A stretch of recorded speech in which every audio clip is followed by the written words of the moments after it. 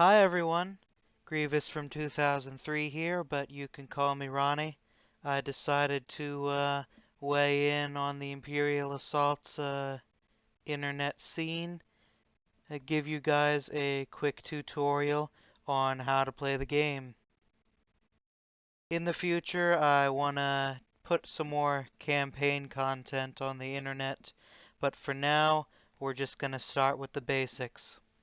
So, what you have right here is the latest Imperial Assault module in Vassal. Vassal is an online video game platform. It works on most operating systems.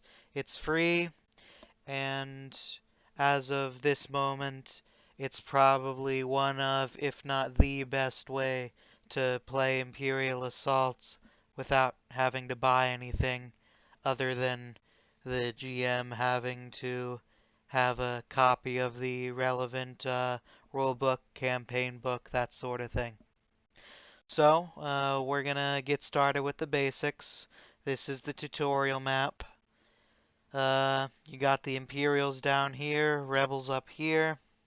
Rebels have got to defend these terminals. In order to win, the Imperials have to interact with one of these terminals. What that looks like, we'll get to it later.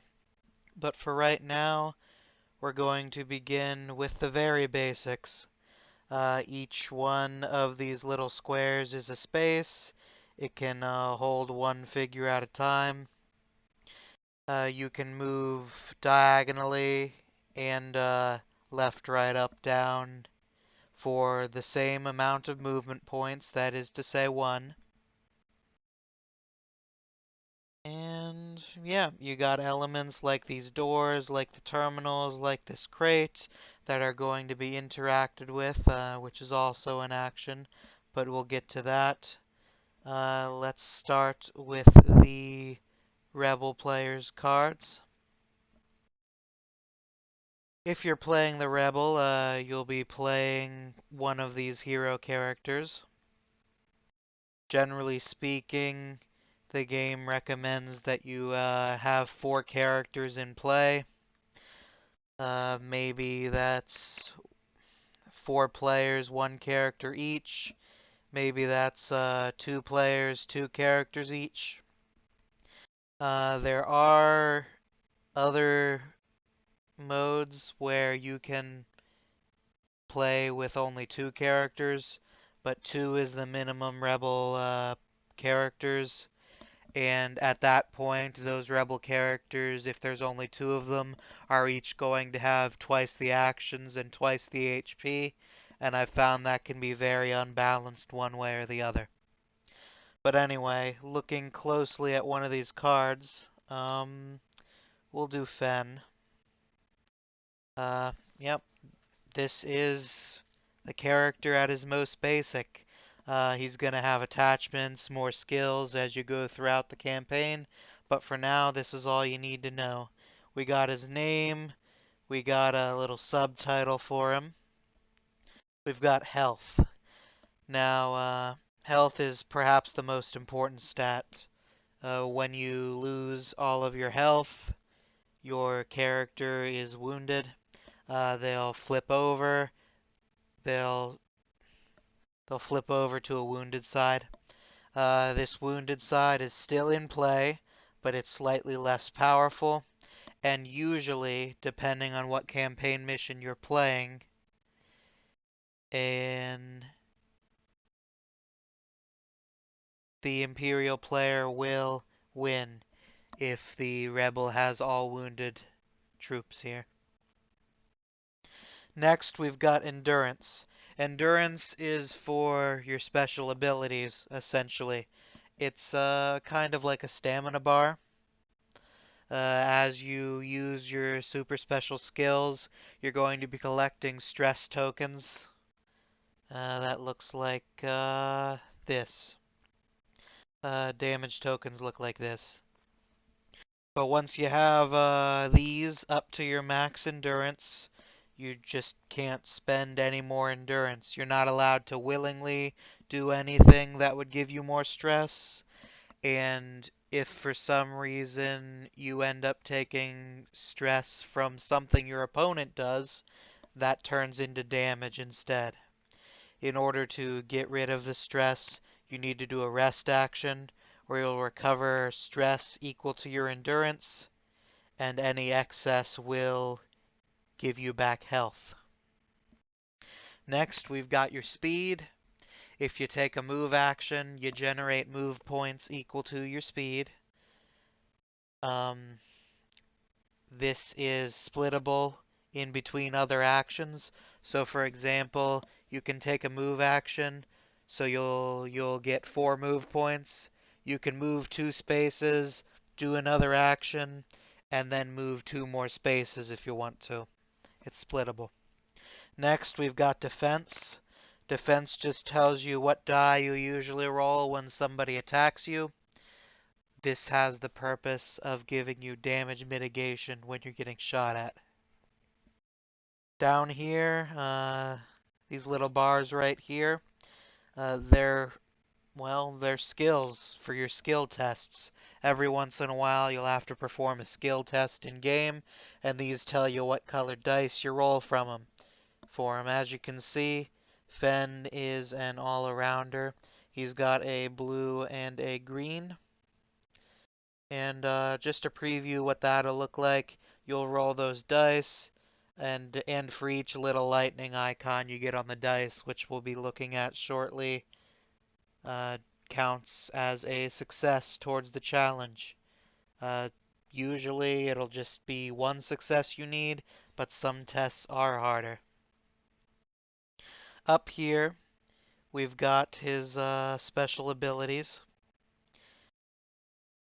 You'll note that there are little stress icons in here, so they do involve the stress tokens. For instance, Fen's got Havoc Shot. If he gains a stress while he's shooting, his attack gets Blast 1 if it hits. That's a 1 damage area of effect.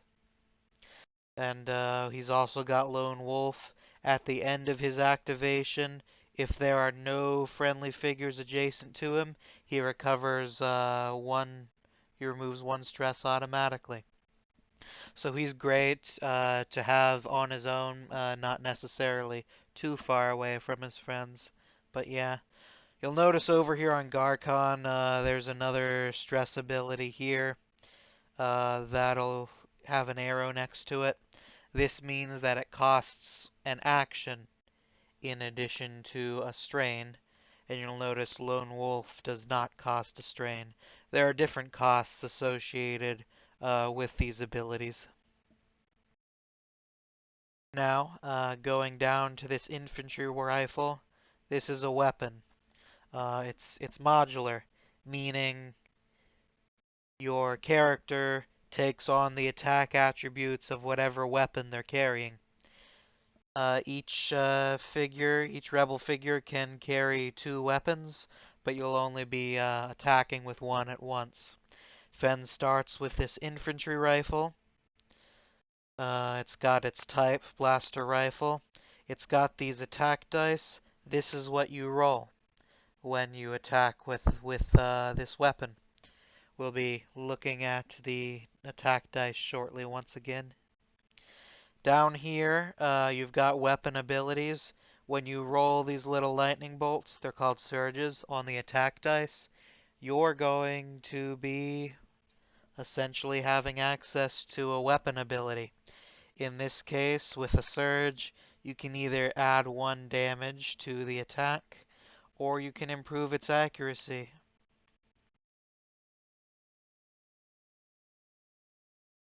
And yeah, that's all you need to know for the basics. Anything else will be covered in future videos on campaigns with regards to the heroes. Before we move on to the Imperials, just a couple quick rules. Uh, each figure, when it's its turn, gets 2 actions. Those 2 actions are considered its activation, which is what it means when you decide, hey, it's this guy's turn to take a turn. Those actions can be movement via generating move points, and attack. Um, they can be arrest, as mentioned previously, or they can be an interaction which covers opening doors, opening crates, interacting with terminals, and so on and so forth. It's really a general catch-all. Now, looking real quick at the dice. Don't panic. We'll go over these one at a time. The top four are weapon dice. They're also the dice you'll be using for your skill tests, as we mentioned before. Each one is generally good at a different thing. So let's handle the reds first. As you can see, they've got a lot of these little explodey icons. That's attack. So whenever you roll, assuming you hit the target, that's the damage that you'll be attacking with. So red's got a lot of them. There's only one that does less than 2 damage, as you can see. Next, we've got blues. Blues, as you can see, have a lot of these numbers on them. What do the numbers mean, Space Mason? Well, the numbers represent the spaces away that your attack is hitting. This is only relevant if you're using a ranged weapon. Melee weapons don't use accuracy. However, when you attack with a ranged weapon, the numbers on your die results need to be equal to or greater than the spaces away that your target is at. Spaces away from you, and that includes the space that they're in. So yeah, blue's the most accurate die. You see that it's got a minimum of 2 on it. Otherwise, somewhat of an all-arounder. But what's the most all-around die in terms of attacking is the green die. As you can see, it's got some accuracy, it's got some damage, it's got some of these surges. So generally speaking, you can count on the green die. Although the accuracy is just a little bit low, so don't shoot from too far away. The yellows are all about surges. You see there are only 2 dice facings that don't have surges. This one's got a double surge. They're absolutely great if you've got a weapon that can do a lot with the surge abilities, like the +1 damage or the +1 accuracy on Fenn's rifle that we mentioned earlier. And what combination you're rolling for your skill tests and for your weapon rolls generally tells you what the weapon is good for. You got weapons that are maybe a little weaker that shoot further away. You got weapons that are stronger but have a lot of range fall off. And you got stuff that's generally in the middle. Fenn's rifle, going back to that example, has a blue and a green die. And what that means is it's going to be somewhat reliable all around. Next, we'll hit these 2 dice colors at the bottom. These are your defense dice. The black dice are for the tankier types of people, and the white dice are for the more dodgy ones. These upside down triangles block 1 point of damage. That is to say, one of these damagey, explodey icons. If you roll 3, hey, that's great. You're blocking 3 damage that the opponent might roll. You got this incomplete circle here. That cancels out one of the surges they'll be rolling. So if you roll this yellow to surge and you roll this black surge cancel, nothing happens. They cancel each other out. You'll notice that those symbols are going to be on the white dice as well. However, not as many of them, and this die facing really sucks because if you roll that, you're gonna get hit with everything. However, the flip side of that is there's this little X symbol here that looks vaguely like the X-Men symbol. That's right, Professor Xavier shows up to save you, and no, that does not happen. However, when your extremely dodgy character rolls this, that's total evasion. None of the incoming attack hits you, no matter how accurate it is. And there's not a lot that can cancel that out. So, characters that have the white dice, let's get over here, like Jin here, they can be pretty dodgy if they get a little bit lucky, but every once in a while maybe they trip and fall right into the blaster bolt that's about to hit them. It's kind of a luck thing. Uh, Looking over here at Diala, she's actually got an ability where you can give her a stress in order to re-roll the white die. So the white die is really good for her. I've actually had lots of games that have gone somewhat south as the Imperial because the Rebels just would not stop rolling their total evade result on the white die. Luck do be like that, or maybe it's the Force, who knows. So, that's the basics on how to read the Rebel characters. Now let's take a quick look at how to read the Imperial cards. Don't panic, they're actually somewhat straightforward. Let's take a look at the Stormtrooper. Now, uh, anatomy of the card. You can see in the top left, there is a currency called threat that the Imperial player uses to deploy troops. A full squad of stormtroopers cost 6 to deploy.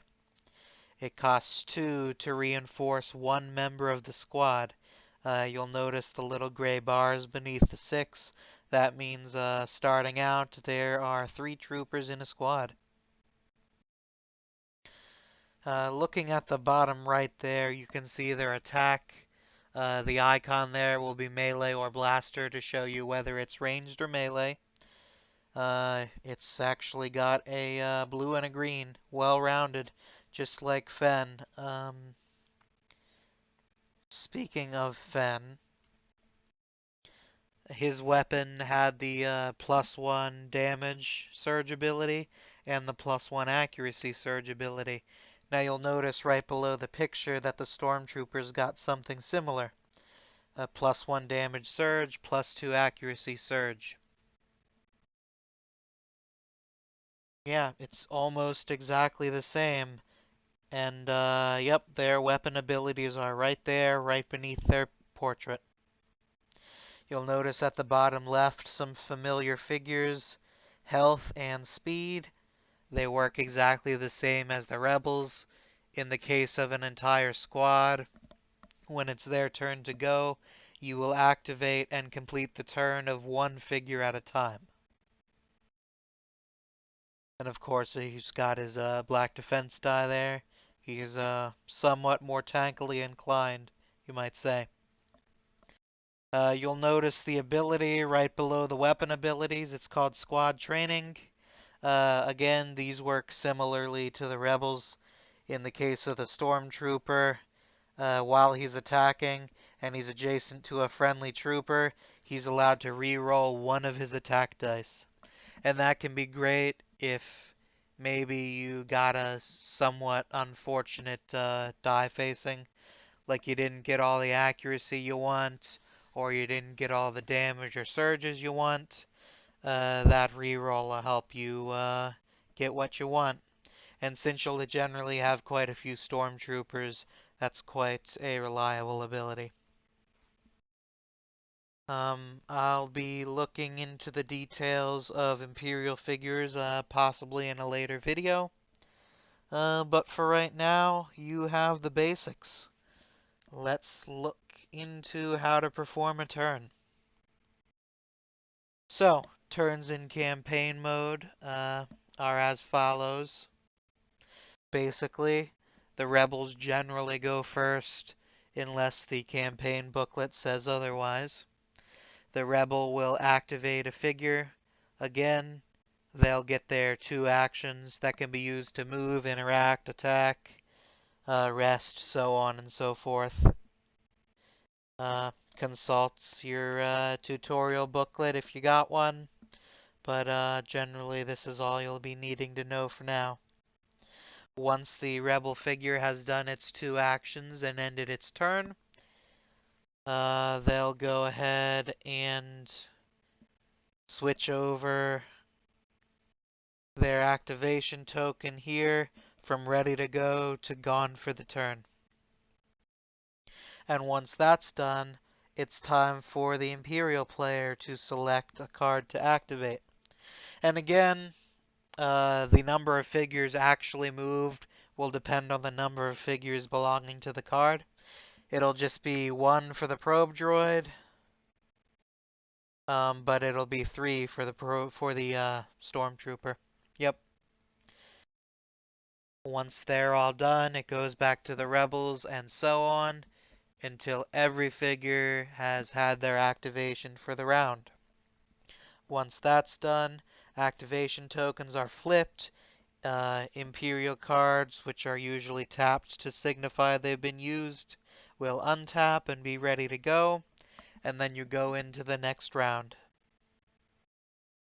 Again, there are some other things like threat increase, threat buying that is not covered in the tutorial. The intention is just to get through the basics. So, in order to show you guys the game in action, I think we'll play around right now. This tutorial is intended for both the Rebel and the Imperial side. In the future, if I do more campaign stuff, it will skew towards the Imperial, because usually the Rebel is not supposed to know a lot of the details of the mission ahead of time. There's a big element of surprise thing in the campaign. But for now, everybody's absolutely safe from spoilers as we take a look at what a round looks like. So, starting off, the Rebel player will go first. Players, whatever. I think we're gonna move Diala. Now, as you can see, move over here. Diala's got 4 speed, so I'm gonna use a movement action, generate 4 movement points. She's going to go 1, 2. You can move over friendly figures for free. She's going to go 3 to here. She's adjacent to this box. She's going to use her other action to activate the box. Normally this would get her 50 extra credits at the end of the mission, but relevantly for her here, she gets an item. So you go to the supply deck here. This represents assets you find in the field. Let's see what she's got. Ooh, she has a shock grenade. It takes an action to use, but you get to choose a space within 3 spaces. You roll a yellow die. Each figure on or adjacent to that space suffers a damage equal to the damage results and becomes stunned. Stunned is a great ability, or status effect rather, because if you inflict stun on someone, they have to use their first action essentially to remove it. And in a game where your actions are worth their weight in gold, that's huge. Unfortunately, we can't use it right now because we're not in range. She's about done with her turn. She does have one more movement point left, which we will use to move closer to the action. And that'll be her turn. Now it's time for the Imperials. The Imperials will activate the Imperial officer, and they're going to use the order action. As you can see, it's a non-standard action. It's right on the card. He's gonna choose the elite probe droid. That's what the color, red color means he's elite, because he's within two spaces. And that figure may interrupt to perform a move. What interrupt does is it puts the current turn on hold until the targeted figure does their action. Now, as you can see, the probe droid can move up to 4. We're going to move him 3 right up to this door. And maybe on his turn, he'll interact to open it. Who knows? In the meantime, the Imperial officer's still got his last action for the turn. And he's going to... Yeah, he'll generate move points. He'll go 1, 2, 3, 4 through this E-Web engineer. Again, they're friendly. And he'll move right there. Now, obviously, he's somewhat exposed, but do keep in mind his cower ability. While he's defending, he's allowed to re-roll the white die as long as he's got a friendly figure next to him. He's actually got two, the E-Web engineer and this stormtrooper. Now, obviously, it's not an ironclad defense, especially if I get unlucky, but it's at this point just as good as Diala's foresight ability we mentioned earlier. Once that's done, you tap the card like that. Now we go back to the rebels. Let's see. Okay. Alright, let's do something risky. We're going to have Fen go. Oh, we forgot to switch over Diala's activation token. Right. Well, we'll have Fen go. First off, he's going to perform an interaction. In this case, he's going to open this door. And for his other action, he's going to shoot. Let's measure range 1. We'll use the neat thread feature for this. Click on it and drag. Okay. 1, 2, 3, 4, 5. You've got line of sight to the target as long as you can draw an uninterrupted line from one of your corners to two of the enemy's corners. And if it looks somewhat iffy, you generally go with, yeah, you can see him. So yeah, we're gonna take our best shot. To do that, we pull out our dice. Now remember, Fenn's weapon is a blue and a green. So we'll roll those. And he will be applying his Havoc Shot ability. Oh, there's already a stress there from before, right? We'll put it on his head. He's a very stressed out boy. So yeah, basically if it hits, he'll do AoE damage. And it does look like he's about to hit. He rolled 5 accuracy. He's 5 away from the target. However, the target does get to roll his black die in defense, as you can see on his card. Not bad. Alright, so he rolled 2 block icons, so it actually cancels out that green die completely. However, the blue die is still hitting him, and blocks do not cancel out accuracy. Nothing does, really. So yeah, Fenn's got 1 surge coming at the E-Web engineer. His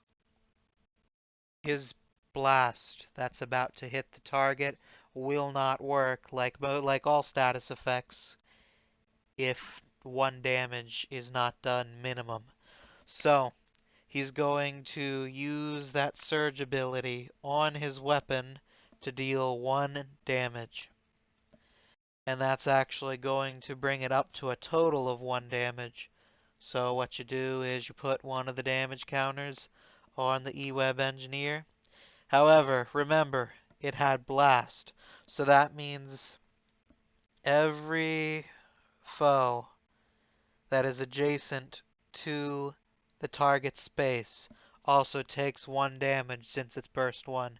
So that means 1 damage for you, 1 damage for, and we'll put it on the battlefield for the stormtroopers because there's multiple of them. 1 damage for everybody. However, that is the end of Fenn's turn. So at this point, we'd switch back over to the Imperial. Now, the Imperial decides to get a bit cheeky and activate the probe droid. His first of 2 actions will be to open this door. His second action will be to shoot at Jin. So he's going to roll.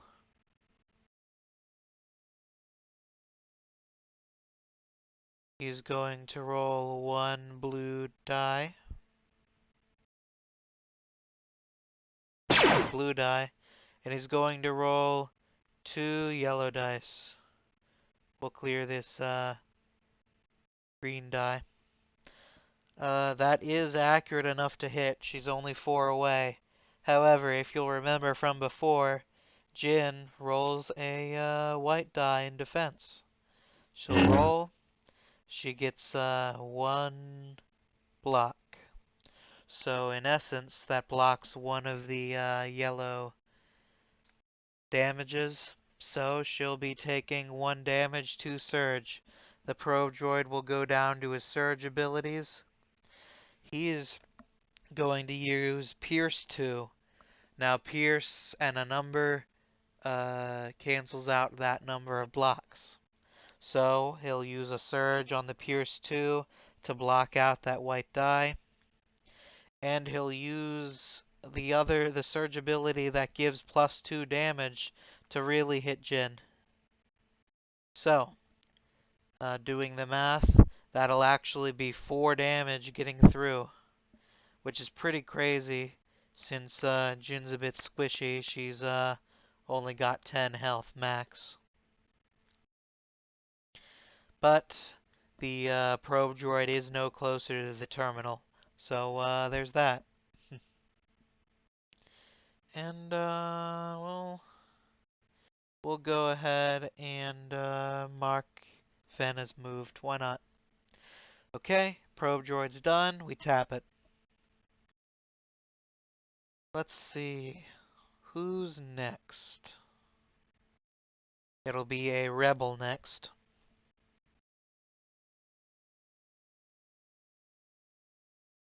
We're going to activate Jin.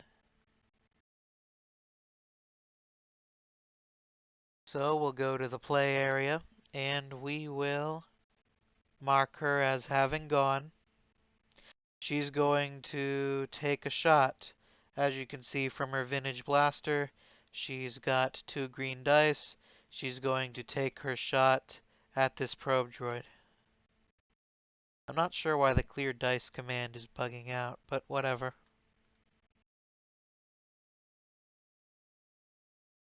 Okay. She'll roll 2 green dice. Ooh. Now as you can see, it was only 2 accuracy. This happens quite a lot with the green dice, actually, I've found. And unfortunately, her plus accuracy ability is a surge for +1 accuracy.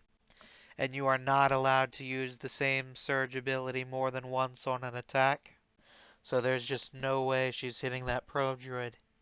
But not to be discouraged, she's going to actually take her second action to shoot again. The Imperials cannot do this. They don't get double attack unless they've got the assault keyword, which the E-Web Engineer does. Anyway, Jin's gonna shoot again. This one is actually accurate enough. 4 damage, probe droid is 4 away. However, the probe droid gets to roll his black die for defense. 1 defense. So 4 hits, 1 block, 3 damage gets through. We put that on Mr. Probe Droid. As you can see, he's only got 7 health max. And he's got 4 left because he's taken 3 damage. When an Imperial loses all of his health, he's gone from the board unless the Imperial player decides, hey, I'm going to pay threat to get this guy back. But in terms of this game where there is no reinforcing, he's just gone. Okay, well, it's about the end of Jin's turn. However, she isn't liking the thought of getting shot by the E-Web engineer. He's pretty nasty. So, here's what she's gonna do. There's actually an ability that all the Rebel heroes have. It's called strain movement. You apply a strain to the character, and they get 1 move point that they can use on their turn. You can do this up to twice per turn, per activation for the unit, rather. Jin's gonna put 1 stress on, and she's going to move back here. This way, the Imperial is unable to draw 2 in uninterrupted lines from the E-Web Engineer's corner to 2 of Jin's corners, because they'd intersect each other, basically. 1 line would go from here, 1 from here. They'd run into each other. There's basically a wall blocking. That's what that is. There's this wall corner here. Anyway, that'll be it for Jin though. Did we mark her? Yes, we did. Okay. Next, we've got... We'll send the stormtroopers in. Remember, it's 1 complete activation at a time for these units. So, we'll activate this one first. 1, 2, 3, 4. And he's going to keep working at Jin, I think. Gonna go ahead and roll 1 die on green and 1 on blue because that is what they roll. No squad reroll because there's no trooper adjacent to him. The probe droid is not a trooper. And we've got Jin's defense roll. Ooh, a total evade. That means that Jin does a matrix dodge and the blaster bolts go flying off somewhere. Collateral damage is not an effect in this game, don't worry about that.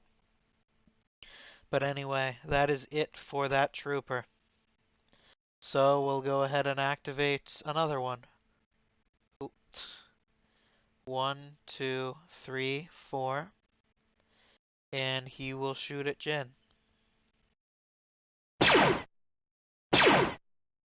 Okay, good rolls. Alright.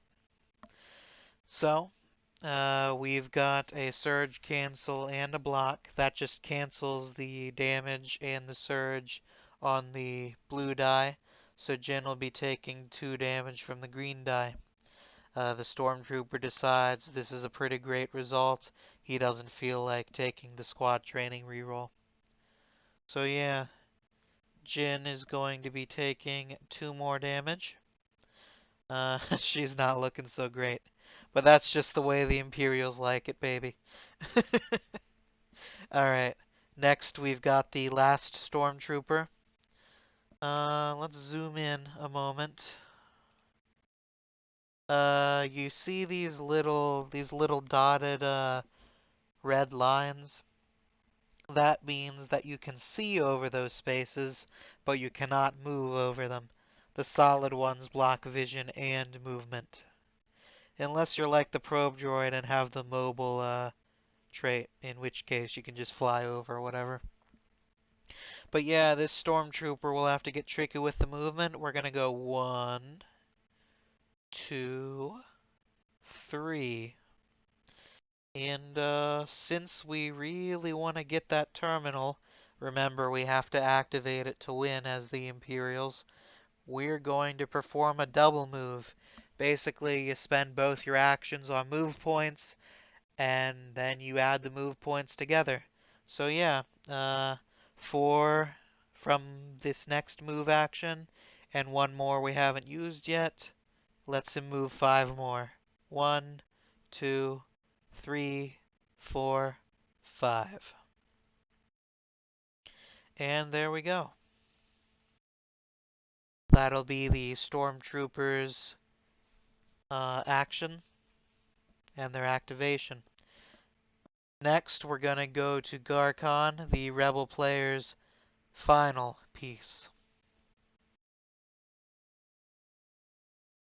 So, we've got Garkon here off on the left. He really wants to go out and fight the Imperials, because if he doesn't, then maybe there'll be a flank action that'll take him out. So, Garkon, unfortunately, can only move 4. And he's 5 away from the nearest target. So, here's what we're going to do. We're going to strain move him. And then, we're going to give him 2 more strain in order to activate his charge ability. Now, what that is it costs 2 strain and an action, but he gets to move 4 towards the target and attack it all in one action. He's going to move here. And then his attack will be against the Imperial officer. Garkon's got a melee weapon, so he has to be this close. But it's a red and yellow is fantastic for dealing damage. Well, normally it is. I don't know what this roll is. Alright. And then the Imperial officer gets to roll a white die for his defense. Very nice. However, as you can see, there's no surge to block, and the block only blocks 1 damage, so that'd be 2 damage coming through. And he's actually only got 2 health left. So he's going to go for the Hail Mary pass.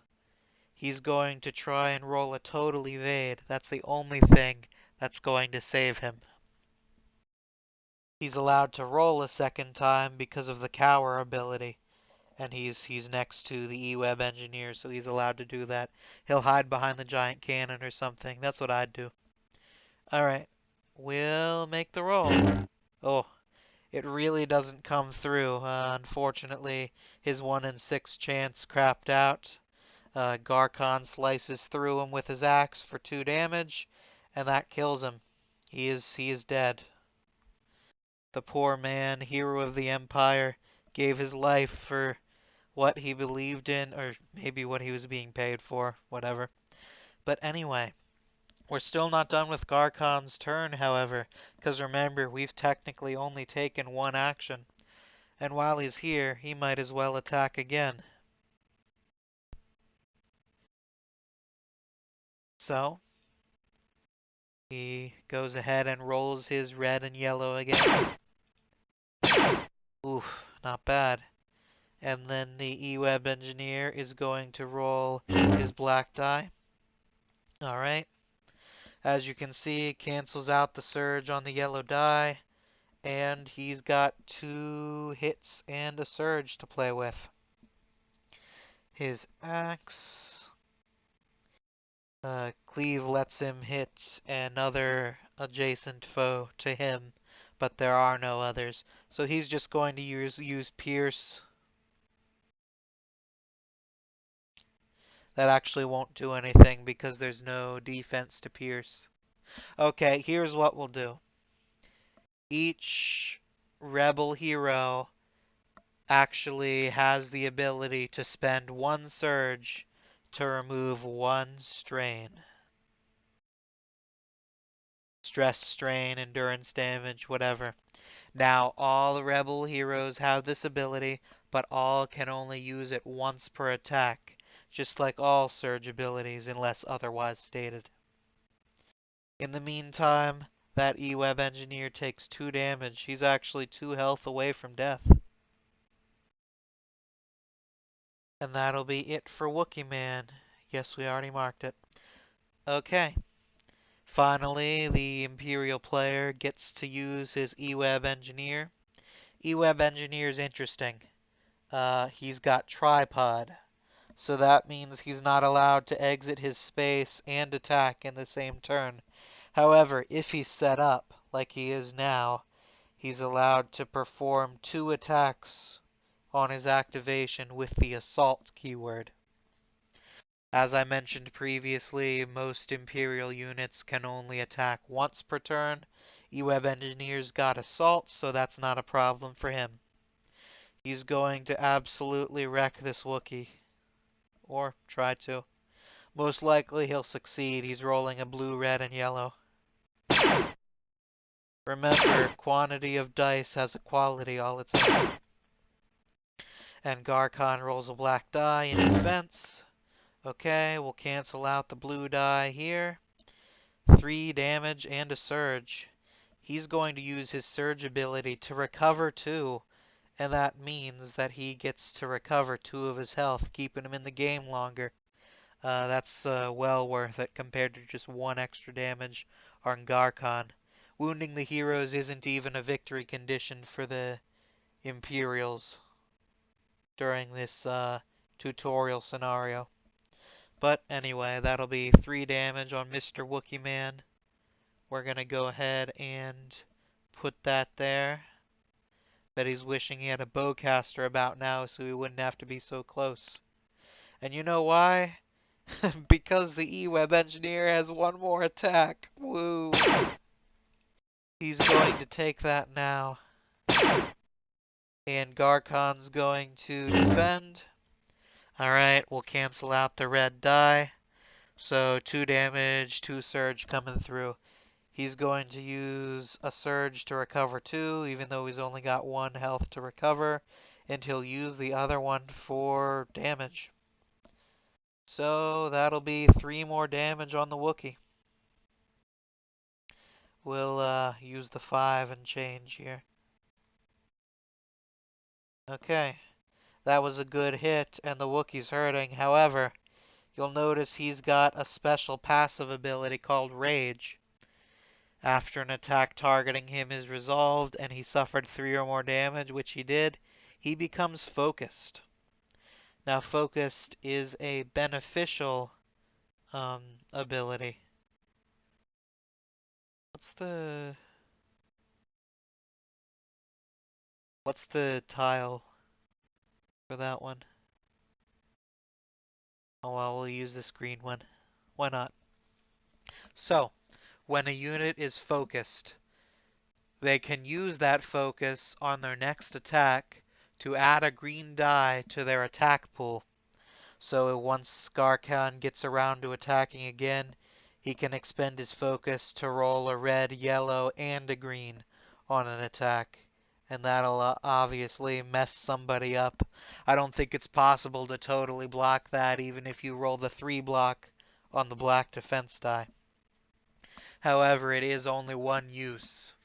And for the Imperials, that the attacking is their only application for the focused.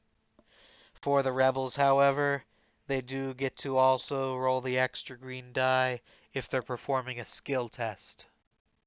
So honestly, it can be really, really powerful to have abilities that focus you.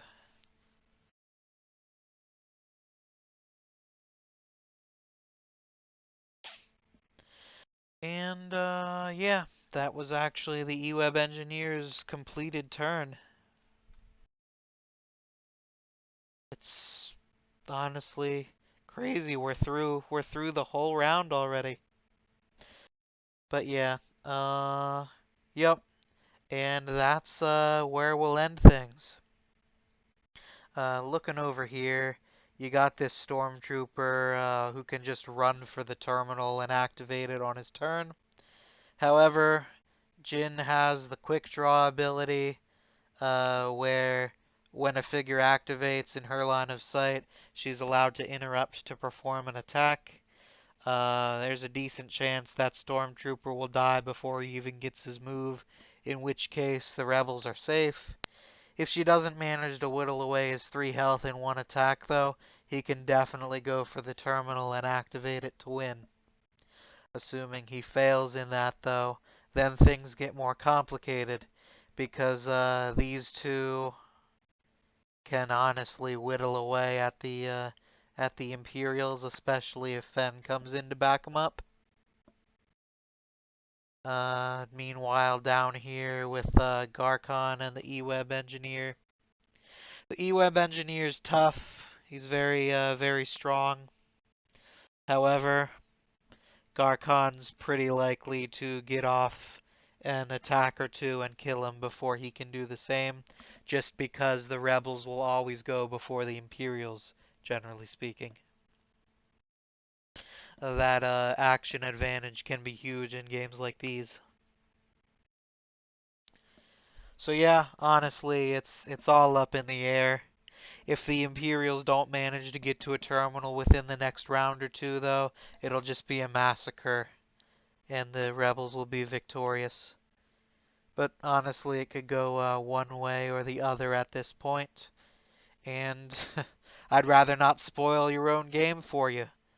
Uh, as far as I know, you have all the tools at your disposal now to play this game, this scenario for yourselves. And basically, you decide who wins.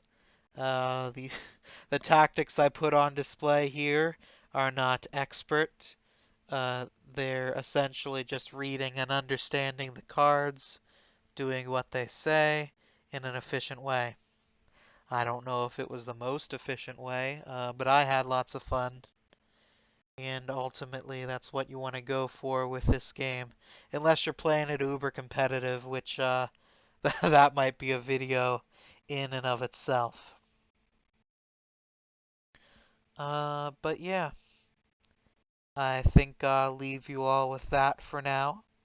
I hope you enjoyed, and I hope you'll consider picking up this game in the future, at least playing it online, that sort of thing. And yeah, I look forward to the next one. Please like, comment, subscribe. I'm pretty new at doing this sort of thing, and I'd appreciate support slash advice slash encouragement. I'd also somewhat appreciate constructive criticism. So yeah, everybody have a nice day, night, whatever, and I'll get back to you soon, hopefully. Bye.